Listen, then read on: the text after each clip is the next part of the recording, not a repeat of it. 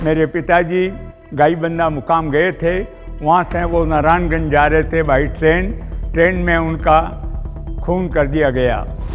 ज़िंदगी में कुछ ऐसे अवसर आते हैं जिसमें चिंतन बदल जाता है, ज़िंदगी का नज़ारा बदल जाता है। गणेश लाल जी महाराज साहब का चतुर्मास हुआ था और मुझे उनकी सेवा में 4 महीना रहने का अवसर मिला था। उनके चतुर्मास से ये असर हुआ कि मनुष्य जीवन की सार्थकता यही है कि हम दूसरों के लिए भी जिएँ। शिक्षा, सेवा, साधना और सहयोग, ये 4 चीज़ें जीवन में एक ध्येय बनाया और उसके अनुसार काम करने का प्रयास शुरू किया। और ये स्कूल 200 स्टूडेंट से चालू हुई, 2500-2600 स्टूडेंट इस स्कूल में हो गए और ये हालत हो गई कि कलकत्ते की बेस्ट स्कूल इसको गिनती करने लग गए। इस स्कूल की प्रसिद्धि से एक बड़ा आनंद मिल रहा था। उस वक्त जब 50 साल का फंक्शन हुआ तो कृष्णचंद्र जी अग्रवाल ने एक बात कही कि भाई ये तो आपके बुजुर्गों की बनाई हुई है, आपने क्या बनाया। मेरा ख्याल है 100 करोड़ से ऊपर ज़्यादा रुपया इन सब इंस्टीट्यूशन में लगा है। आलोकित शक्ति मना, ऊर्जा का आभास, शिक्षा, सेवा, साधना, निर्मल मन, विश्वास। मेरा जन्म गोगोलाव गांव में हुआ था, जो नागौर डिस्ट्रिक्ट के 10 किलोमीटर दूर है। माध्यमिक शिक्षा गुरुजी देते थे और वो इस ढंग से पढ़ाते थे कि 2-3 साल में आदमी को व्यापारी के लायक, काम करने लायक बना देते थे। अंकगणित की शिक्षा होती थी और मेरी प्रारंभिक शिक्षा उनके पास ही हुई। उसके बाद थोड़े दिन बाद गांव में एक स्कूल 8वीं तक खुल गया तो उस स्कूल में भर्ती हो गए और 8वीं तक की परीक्षा पास की, उसके आगे नहीं पढ़ सके। क्या बनना ये सोचा ही नहीं था, यही सोचा था पिताजी का जो काम है यही काम करना है। गोगोलाव में शिक्षा के बाद हमें 15 वर्ष की उम्र में यहाँ ले आए कलकत्ता और ला करके बांग्लादेश में हमारी 7-8 एजेंसी, 10 एजेंसी थी। 3-4-5 जगह मुझे कहीं 1 महीना, कहीं 2 महीना जूट की क्वालिटी, जूट का बिजनेस कैसे किया जाता है, कैसे खरीदते हैं, कैसे उसकी ग्रेडिंग करते हैं, उस ट्रेनिंग के लिए वहाँ रखा और मैं सीख करके 6 महीने में कलकत्ते में आ गया। कुछ अकाउंट का काम करना लग रहा।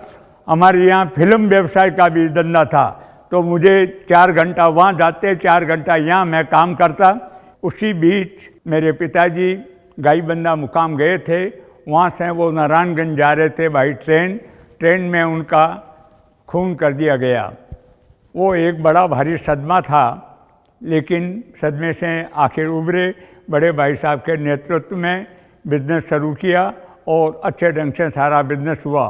ज़िंदगी में कुछ ऐसे अवसर आते हैं जिसमें चिंतन बदल जाता है, ज़िंदगी का नज़ारा बदल जाता है। वैसा ही एक अवसर गोगोलाव में हमारे जैन के प्रसिद्ध आचार्य गणेश लाल जी महाराज साहब का चतुर्मास हुआ था और मुझे उनकी सेवा में 4 महीना रहने का अवसर मिला था। उनके चतुर्मास से ये असर हुआ कि मनुष्य जीवन की सार्थकता यही है कि हम दूसरों के लिए भी जिएँ। यदि भगवान ने हमें इस स्थिति में रखा है तो अपने जीवन तो सभी जीते हैं। कोई भी आदमी जन्मता है वो तो अपना जीवन तो पूरा कर ही लेता है, लेकिन यदि इस लायक बनावे तो दूसरों के लिए कुछ काम करे तो उसका एक अलग मज़ा है, अलग एक चीज़ है, वो मनुष्यता है। उसके हिसाब से, उनके हिसाब से शिक्षा, सेवा, साधना और सहयोग, ये 4 चीज़ें जीवन में एक ध्येय बनाया और उसके अनुसार काम करने का प्रयास शुरू किया। श्री श्वेतांबर स्थानकाशी जैन सभा और तो साधु समाज की जैन संघ जो अखिल भारत विश्व संस्था है, उसमें भी मुझे काम करने का अवसर मिला और बहुत अच्छे ढंग से वहाँ शिक्षा काम उतना ज़्यादा नहीं था, लेकिन सहयोग का, सेवा का, ध्यान का वो ज़्यादा वहाँ अवसर था और हम लोगों ने उस पर काम किया। शिक्षा की बात करते हैं तो मेरे जीवन में सबसे ज़्यादा मेरी इच्छा थी कि शिक्षा हम दें। मैं ज़्यादा शिक्षित नहीं हो सका, इसकी मुझे बहुत दिक्कतें फेस करनी पड़ी बिजनेस में, समाज के कामों में। तो ये सोचा कुछ ऐसा काम करें कि लोगों को शिक्षित कर सकें। श्री श्वेतांबर स्थानकाशी जैन सभा जो कलकत्ते की संस्था है और आज से लगभग 95 साल पहले स्थापित की गई थी, उसके संस्थापक सदस्यों में मेरे पिताजी भी एक थे। बाद में वो अध्यक्ष भी रहे काफ़ी काल तक। इस संस्था में एक छोटी स्कूल पगियापट्टी में चलती थी, 2-3 टीचर थे, 15-20 स्टूडेंट थे, वो चलती थी। फिर सबकी इच्छा हुई हमारे बुज़ुर्गों की कि हम लोग स्कूल बनाएं। टीम थी एक 5 आदमियों की, 6 आदमियों की, वो घूमती रहती थी। शनिवार रविवार तो घूमते और दिन भी जाते रहते थे और जैसे तैसे वो चलाते थे। ये काम अधूरा बीच में अटक गया। ये हॉल जो आप देख रहे हैं अधूरा रह गया। इस बीच में सूरजमल जी साहब बहुत ज़रा अच्छे मिलनसार व्यक्ति थे, साहू शांति प्रसाद जी को यहाँ लाए। वो आकर के इस हॉल को देख करके क्या बात है, काम दिमाग क्यों है कि साहब रुपया नहीं है, कितना रुपया चाहिए? तो उन्होंने तो कहा था 45,000 रुपया स्क्वायर फीट खर्चा आता है। उन्होंने समझा 45,000 मांगते, उन्होंने 45,000 का चेक भेजा दिया। उससे एक नई ऊर्जा मिली। उस टाइम में 45,000 बहुत बड़ी बात थी पटवा जी। तो 45,000 आने से फिर और हम लोग भी चंदा अंदा इकट्ठा करके इस भवन को पूरा बना लिया और ये स्कूल चालू हुई। 200 स्टूडेंट से ये स्कूल चालू हुई। इसके प्रिंसिपल रामानंद तिवारी थे, बहुत कैपेबल व्यक्ति थे, बहुत बढ़िया पर्सनैलिटी उनकी थी और इस स्कूल को अपनी समझ करके वो काम करते थे। टीचरों का सिलेक्शन भी बहुत अच्छा हुआ और ये स्कूल 200 स्टूडेंट से चालू हुई। 2500-2600 स्टूडेंट इस स्कूल में हो गए और ये हालत हो गई कि कलकत्ते की बेस्ट स्कूल इसको गिनती करने लग गए। उस वक्त जब 50 साल का फंक्शन हुआ तो कृष्णचंद्र जी अग्रवाल ने एक बात कही कि भाई ये तो आपके बुजुर्गों की बनाई हुई है, आपने क्या बनाया? तो हम लोगों को बात लगी। उसके बाद ज़मीन की खोज हुई। 2-3 साल में एक ज़मीन हमें ये अच्छे ढंग की मिली तो इसको लेकर के बनाना शुरू किया। सभा के पास रुपया नहीं, ज़मीन ली उतना रुपया तो था, बाकी रुपया नहीं। तो चंदे के लिए 4-5 आदमियों की टीम थी, घूमते रहते थे, कहीं से 2,000, कहीं से 10,000, 5,000 ले करके 1 लाख से थोड़ा ऊपर रुपया लगा, वो स्कूल बन के चालू हो गई। वो स्कूल में एक ऐसा वातावरण रहा कि पहले वर्ष ही 1800 लड़के स्टूडेंट भर्ती हो गए। मैं समझता हूँ ये कलकत्ता नहीं, शायद ऑल इंडिया का रिकॉर्ड हो, कोई स्कूल में भी पहले साल में 1800 लड़के लड़की भर्ती हों, ये सुना नहीं कहीं। क्योंकि उसका एक ही कारण था, ये स्कूल की प्रसिद्धि और हावड़ा में बहुत बड़ी आबादी और कोई नई स्कूल बनी नहीं, वो स्कूल बनने से कहता। तो हम लोगों ने उसके 2 भाग किए, बॉयज़ की अलग, जैन विद्यालय फॉर बॉयज़, जैन विद्यालय फॉर गर्ल्स, और दोनों स्कूलें बहुत अच्छे ढंग से चल गई। सबसे बड़ी बात यह है कि वहाँ पर साधारण परिवार के बच्चों को फ्री शिप दी जाती है और आज हमारे स्कूल की फ़ीस भी इतनी कम है कि लोग तो आश्चर्य करते हैं, इतनी कम फीस में आप कैसे पढ़ाते हैं। उसी हावड़ा स्कूल में शाम को एक स्कूल फ्री चलाई जाती है नींव के नाम से, KG 1 से लेकर क्लास 4 तक इंग्लिश मीडियम से, और उसमें 450 बच्चे पढ़ते हैं। पहले साल तो थोड़ी दिक्कत हुई, लेकिन अब तो मिनिस्टरों की सिफारिश आती कि 2 बच्चों को भर्ती करना पड़ेगा और वो स्कूल बहुत अच्छे चलते हैं। हमारी महिला समिति चला रही है उसको। उस स्कूल में कुछ ऐसे आदमियों को देखा अगल बगल में हावड़ा में जिनको खाने की व्यवस्था नहीं थी, तो हम लोगों ने वहाँ राशन वितरण का काम शुरू किया। 25-30 परिवार से शुरू किया। आज 170 परिवार को लगभग हर महीना राशन देते हैं और लगभग 20 वर्ष से ऊपर हो गया वो काम चल रहा है। हमारे समाज की एक स्कूल अर्कन कांकरिया जैन विद्यालय, उसमें उस एरिया के लेबर्स के बच्चे ज़्यादा पढ़ते हैं और करीबन 600 बच्चे हैं। 10वीं तक की शिक्षा वहाँ दी जाती है। उसी ढंग के काशीपुर में चालू की गई वो स्कूल भी, वहाँ 250 बच्चे हैं, बहुत अच्छे ढंग से चल रही है। काशीपुर में भी राशन प्रणाली चालू की गई 6 वर्षों से। तो दोनों जगह मिला के लगभग 250 परिवार को हर महीने राशन हमारे यहाँ से संस्था से दिया जाता है। बहुत से दानदाता उनकी तरफ से दे दिया जाता है, दानदाता हो तो सभा दे देती है अच्छे ढंग से।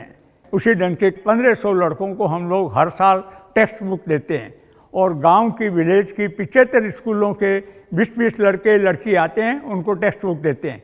इसके साथ साथ देखा गवर्नमेंट की बहुत सी स्कूलों में कंप्यूटर सेंटर नहीं है। 500, 700, 800 लड़के पढ़ रहे हैं लेकिन कंप्यूटर सेंटर नहीं है।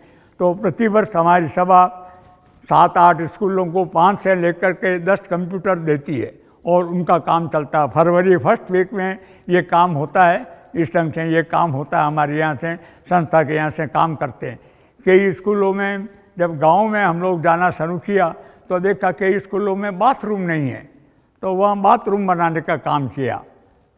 एक दो स्कूल में तो कमरे भी हमने बनाए। अवड़ा स्कूल अच्छी चलने के बाद हम लोगों का मन हुआ कि कॉलेज नहीं है यहाँ, तो हम लोग कॉलेज बनाएं। उसकी खोज हुई कि ज़मीन कोई देखें। इस बीच में मेरे लड़के ने एक दिन मुझे कहा कि काशीपुर में एक ज़मीन बिक रही है 7.5 एकड़, वो ज़मीन हमने ले ली। उनकी एक ऑफिस बनी हुई थी 20,000 फुट की, इसको रिनोवेशन करके हमने वहाँ 2006 में कॉलेज चालू कर दिया। 2004 में तो ली, 2006 में कॉलेज चालू कर दिया। और आपको आश्चर्य होगा, कलकत्ते में 37 वर्ष बाद ये नया कॉलेज बना। पहले साल तो 10, 15, 20 लड़कों से चालू हुआ, लेकिन आज उस कॉलेज के 4-5 वर्ष बाद हमें नया भवन बनाना पड़ा। 1 लाख स्क्वायर फुट का नया मॉडर्न भवन बना है। और आज वो टीच के जैन कॉलेज में 3000 से ऊपर छात्र छात्राएँ हैं।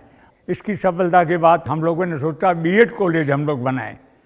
तो कमला देवी सौंदराज सिंह जी के नाम से हमने बीएड कॉलेज 2008 में चालू कर दिया।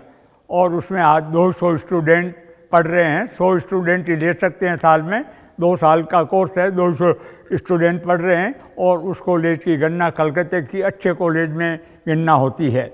हमने पूरे टीचर रखे हैं और बहुत सुविधाजनक अच्छा बिल्डिंग है, देख कर के लोगों को खुशी होती है।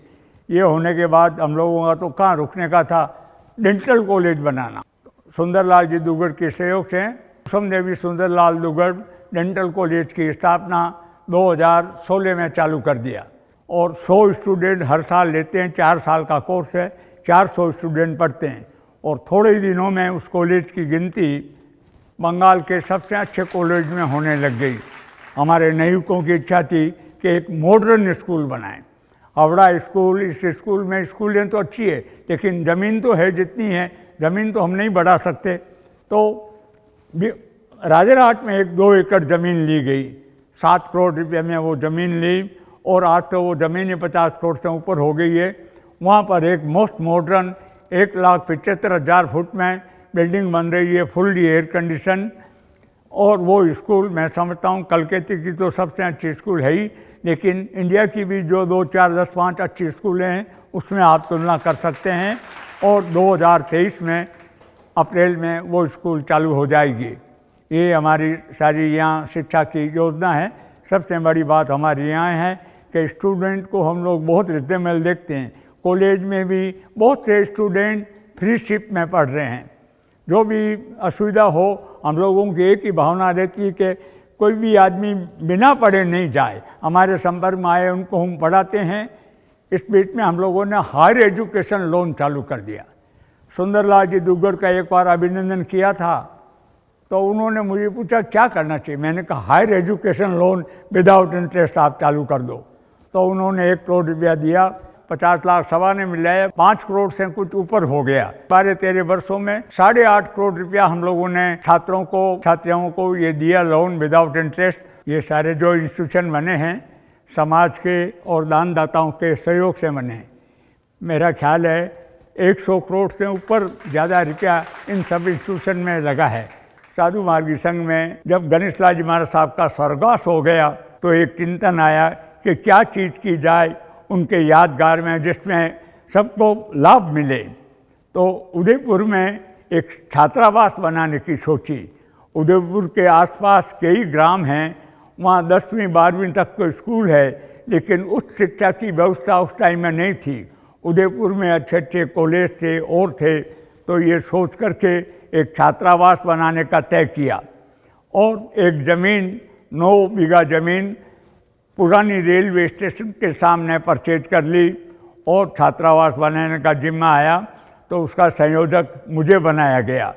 1.5 साल की बाद मैं हर महीने जोधपुर जाता था, मेरी उलन मिल थी, तो मैं 2 दिन के लिए उदयपुर जाता और उसको काम को प्रवृत्ति देख के 50 स्टूडेंट का मोस्ट मॉडर्न छात्रावास वहाँ चालू हो गया। और वो छात्रावास आज भी चल रहा है। उसको बड़ा करके 100 लड़कों का छात्रावास कर दिया गया। उसी ढंग से उसी संस्था में आचार्य नानेश का जब स्वर्गवास हुआ तो उनकी यादगार में एक नानेश ध्यान केंद्र बनाया गया। बहुत आधुनिक ढंग का ध्यान केंद्र उदयपुर उसी जगह में है और वो चल रहा है। वहाँ पर एक रिसर्च इंस्टीट्यूट आचार्य नानालाल जी महाराज साहब के समय में एक रिसर्च इंस्टीट्यूट बना गया, आगम अहिंसा शोध संस्थान। उसके अंदर पुराने ग्रंथों का रचनात्मक प्रयोग किया गया और प्रकाशित किए गए। हमारे जैन समाज में आगम के बाद प्रकीर्णक बहुत प्रसिद्ध ग्रंथ है। उन सारे प्रकीर्णक का अनुवाद आगम अहिंसा शोध संघ के अनुसार किया गया। ये सब सारे काम साधु मार्गी संघ के अंदर किए गए और वहाँ बहुत अच्छा एक रतलाम के अंदर एक बहुत अच्छा छात्रावास धर्मपाल के लिए बनाया गया। नाम तो हमारा होता ज़रूर, लेकिन देने वाले दूसरे हैं, मेहनत करने वाले भी हमारे साथ हैं। हमारी टीम है जो मिलकर के ये सारा काम करती है। अब मैं आपको इस सभा की एक जो प्रमुख प्रवृत्ति है सेवा की, जैन हॉस्पिटल के विषय में बताता हूँ। सन 93 की बात है, घनश्याम दास बिरला सभागार में हावड़ा स्कूल कंप्लीट हो गई तो समाज ने मेरे सम्मान का एक आयोजन रखा तो बहुत वक्ताओं के भाषण हुए। मैंने भी अपने भाषण में कहा, मैंने कहा भाई सम्मान आप कर रहे हो वो तो बहुत सिर माथे पर, बड़ी खुशी की बात है, लेकिन मैं ये हावड़ा स्कूल बनने के दौरान सैकड़ों बार हावड़ा गया हूँ। हावड़ा में देखा कोई अच्छा हॉस्पिटल या नर्सिंग होम नहीं है, आबादी काफ़ी है लेकिन कोई नहीं है। तो मेरा सच्चा सम्मान तो जब हो कि आप लोग हॉस्पिटल बनाने में मेरा सहयोग दो। तो 2-4 स्लिपें आई, 1 लाख की, 2 लाख की। हम लोगों का पहले विचार था कि एक गायनी हॉस्पिटल बनाएंगे, 1 करोड़ रुपया खर्च करके बनाएंगे। तब तक उन स्लिप में एक स्लिप आई 51 लाख रुपये की कि यदि हावड़ा में हॉस्पिटल बनाओ तो 51 लाख दें। सारी सभा भौंचक रह गई। उस टाइम तक कलकत्ते में कहीं भी कभी भी 51 लाख की सार्वजनिक घोषणा नहीं हुई थी। बहुत बड़ी बात थी, आज से 30 साल पहले 93 की बात है ये। वो हरचंद जी कांखेरिया की थी। तो हम लोगों का मन हुआ कि नहीं रुपया हो जाएगा। तो एक बड़ा हॉस्पिटल 1 एकड़ ज़मीन लेके वहाँ Shri Jain hospital and research centre बनाया।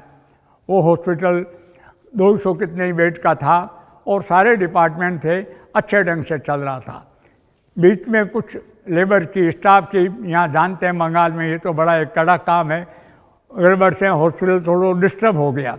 लेकिन अब हॉस्पिटल मिस्टर पटवा ने संभाला, उसके बाद उसमें एक नई एनर्जी आई। सारे हॉस्पिटल को रिनोवेशन किया गया, नए नए इक्विपमेंट्स दिए, लोगों ने उदारता से दाम भी दिया और आज वो हॉस्पिटल फुल रहता है। और उसका डायलिसिस डिपार्टमेंट तो मैं कह दूँ कलकत्ते का सबसे अच्छा डायलिसिस डिपार्टमेंट है, तो कोई अतिशयोक्ति नहीं है। आज वो हॉस्पिटल बहुत अच्छे ढंग से चल रहा है और फुल के हिसाब से रहता है। आज उसका सुनाम इतना है कि जो बड़े बड़े हॉस्पिटल है उनका नाम में तो गड़बड़ है, लेकिन जैन हॉस्पिटल का नाम सबसे आगे आता है। लेकिन हम लोग कहाँ साथ बैठने वाले हैं, हॉस्पिटल में भी आगे क्या करें। हॉस्पिटल के पीछे एक ज़मीन थी करीबन 25 कट्टा। तो अभी एक प्रपोजल आया, एक टाटा, अंबानी और न्यूयॉर्क का बहुत बड़ा हॉस्पिटल मायो हॉस्पिटल, उन लोगों की और जर्मनी के 1-2 फार्में मिल करके एक सोसाइटी बनाई है कारको ने। उनके साथ एग्रीमेंट हुआ, एक कैंसर हॉस्पिटल बनेगा। बिल्डिंग और ज़मीन हमारी, इक्विपमेंट सारे वो लोग देंगे, टेक्निकल नो हाउ देंगे और ऑपरेशन यह होंगे। कोई जटिल ऑपरेशन होगा तो टाटा हॉस्पिटल राजराट जाएगा। बहुत अच्छा प्रपोजल है, नक्शा छोड़ दिया गया है। मेरा ख्याल अगले महीने में नक्शा आ जाना चाहिए और भगवान ने चाहा तो 24 के अंदर वो हॉस्पिटल चालू हो जाएगा। हॉस्पिटल में 2-3 ऐसे काम हुए हैं जो कलकत्ते के कोई हॉस्पिटल में नहीं हुए। होठ कटे बच्चे आते हैं, हमारे हॉस्पिटल ने लगभग 5000 बच्चों का ऑपरेशन किया। आप उनके फ़ोटो देखोगे तो आश्चर्य होगा कि आए जब क्या चेहरा था, गए जब क्या चेहरा हुआ। बहुत अच्छे ढंग से ये काम वो है, फेमस है, ये काम चल रहा है। और एक बहुत बड़ा काम हुआ वो मैं आपको बताना चाहता हूँ। यहाँ एक समाज सेवक थे गौरी शंकर जी काया, वो मुझे एक दिन मिले, बोले सरदार मल जी हम लोग जर्मनी से कुछ सर्जन की टीम आती है, वो फ्री ऑपरेशन करती है, लेकिन उनकी कंडीशन है कि सिर्फ गरीब आदमियों का ऑपरेशन वो करेंगे। हमारे और हॉस्पिटलों में वो सुविधा नहीं है, आप जैन हॉस्पिटल में ये करोगे। मैंने कहा बहुत खुशी से। तो कम से कम 10 वर्ष वो लोग आए, अफ़गानिस्तान में वो लोग जाते हैं जल्दी। अफ़गानिस्तान में युद्ध की स्थिति होने से वो नहीं जाने से इंडिया आने लगे। एक लड़की उल्बेरिया से आई, जली हुई लड़की, और वो हाथ और पाँव से जानवर चलते हैं वैसे चल रही थी। उसका ऑपरेशन उन्होंने किया और 1 महीना 1.25 महीना वो हॉस्पिटल में रही। वो लोग तो 8 दिन बाद चले जाते हैं, जो गई जब पाँव से चल के गई। इस ढंग के ऑपरेशन उन्होंने किए। कोविड के टाइम में 10,000 टीके जैन हॉस्पिटल से, 10,000 टीके डेंटल कॉलेज से हमारे दिए गए। टोटल 20,000 टीके फ्री दिए गए। और मैंने जो आपको होठों का जो ऑपरेशन का कहा था वो टोटल फ्री थे। यदि आप कोई अच्छी हॉस्पिटल में कराओ वैसा काम तो लाखों रुपया लग जाता है, जो गरीब आदमी के लिए संभव नहीं है। कितने ही परिवार की लड़कियों की शादी रुक जाती है जब होठ कटा हुआ होता है और वो ठीक हो जाता है तो वो समाज में चलने लायक हो जाती है। ये बहुत अच्छे काम हमारे यहाँ हुए और आगे भी इस ढंग के सादे काम करते रहेंगे। और क्लेपर सबसे पहले जयपुरी फूड का कैंप हमने यहाँ लगाया था इस स्कूल में। बंगाल में सबसे पहले कैंप वो लगा था। उसके बाद दूसरा कैंप हमने शांति निकेतन में लगाया, हमारी सभा की तरफ से, सभा के मेंबरों की तरफ से वो लगाया गया। उसके बाद हॉस्पिटल में हमारे ये चल रहा है, राउंड द ईयर चलता है। कोई भी पेशेंट आता है उसको फ्री दिया जाता है और I operation round the year चलते रहते हैं फ्री में। उनके ऊपर कोई चार्ज नहीं लेते। कई दानदाताओं की तरफ से हो जाते हैं, नहीं तो हॉस्पिटल की तरफ से होते हैं। महिला जब तक सशक्त नहीं हो समाज या घर पूरा नहीं होता है, ये सही बात है। और बंगाल में गांव में तो हमने देखा है प्राय कितने ही परसेंटेज घर तो महिलाएं ही चलाती है।